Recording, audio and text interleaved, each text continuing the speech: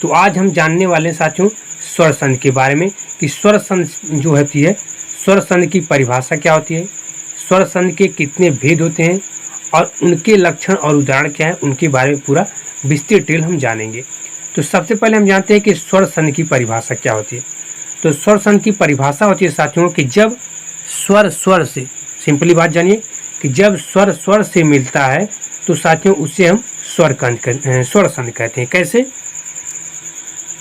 तो सिंपली साथियों आप जानिए कि जब स्वर स्वर से मिलता है तो उससे हम स्वर संधि कहते हैं। जैसे उदाहरण देखिए यहाँ पे दिया है, उदाहरण के माध्यम से आप बिल्कुल क्लियर हो जाइए।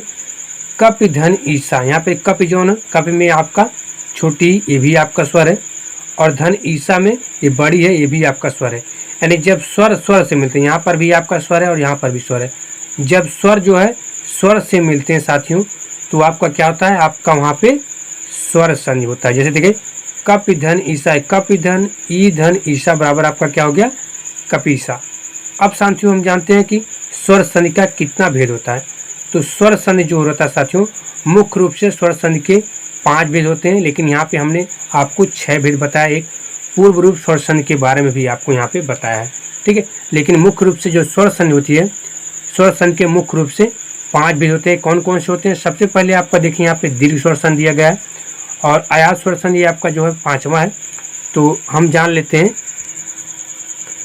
तो सबसे पहला क्या था साथियों, सबसे पहले आपका था दीर्घ स्वर संधि, उसके बाद आपका यण स्वर संधि है दूसरा, तीसरा साथियों आपका है गुण स्वर संधि, चौथा आपका है वृद्धि स्वर संधि और 5वां आपका था आयात स्वर संधि और छठा साथियों यहाँ पे हमने आपको बताया पूर्व रूप स्वर संधि के बारे में भी हम आपको यहाँ पे बताएंगे।